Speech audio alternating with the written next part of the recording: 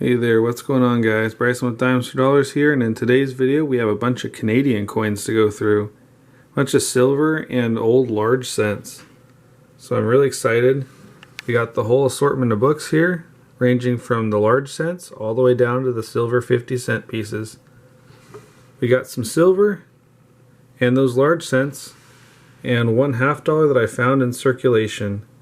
So really excited to get started on this. We'll start from the top and work down, and I'll bring you in on each book. Alright, well we just sorted out all the large cents, so I thought I'd bring you in and show you what we found. We got 1920, 1919, 1918, 1916 and 1915, 1912, 1909, a 1907 H, which looks like a lower mintage, only 800,000 made. For the next page, we have a 1907 plain date with no mint mark. The mint mark for the H is right below the 1907. It's really small, really hard to see. Then we got a 1904 and a 1897, which looks to be in better shape. And for our oldest page, we have 1892, 1890H, we have 1882H, 1881H, and 1859. We also had a couple duplicates. We had an 1882H, and on that one you can really see the H well, right underneath the date. We got a 1907, 1912, 1915, and a 1919. And there are cool little obverse on these. There's King George V, and on these older ones it's actually Queen Victoria. That's pretty neat. We also got two provinces, 1861 Nova Scotia,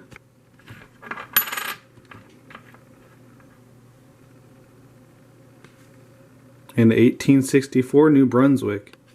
I think those are super neat. I don't see those very often, so they're really cool. Now let's get on to the next book. We have 5-cent silver. Alright, we're back with the 5-cent silver nickels, and they're really cool. They're super small.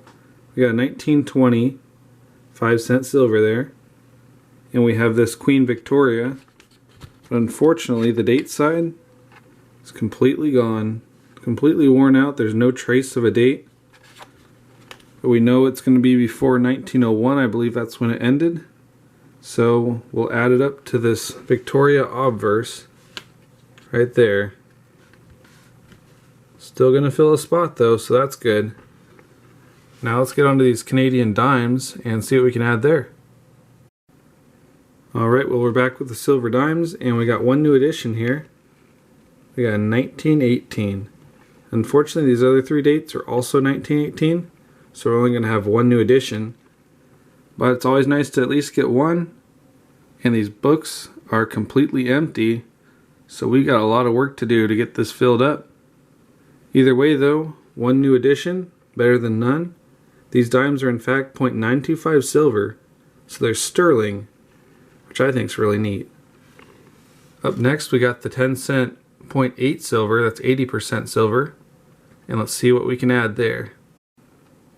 Alright, we got two new additions for this other silver book. We have a 1956 and a 1961. Two new finds. Now let's move on to the quarters.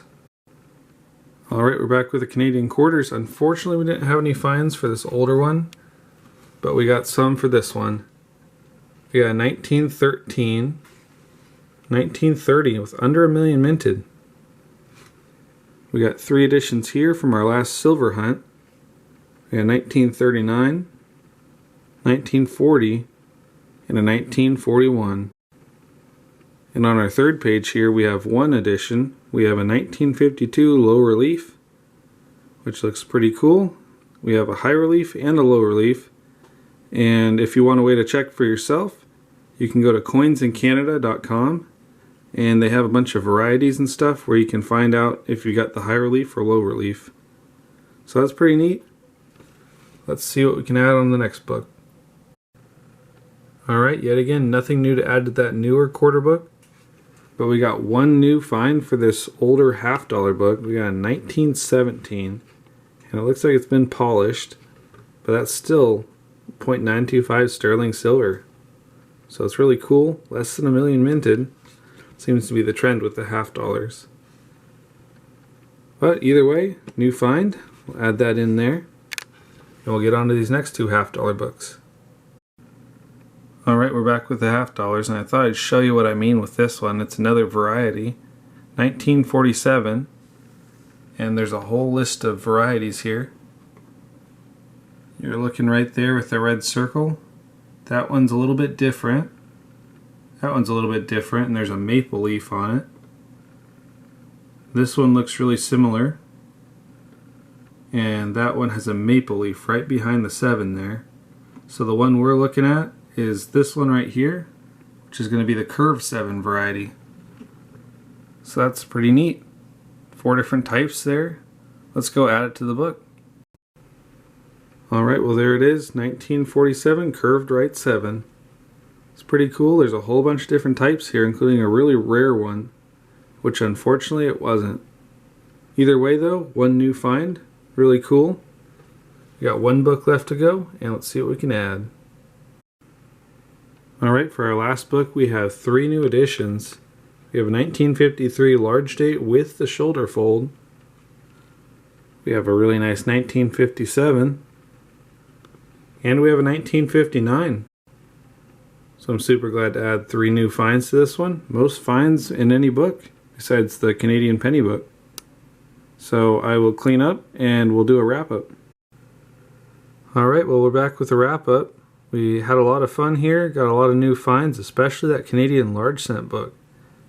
It's a fun little thing to do. American coins are fun, but it's fun to branch out and try Canadian coins. So I hope you enjoyed. We got a lot of new additions and a few extras.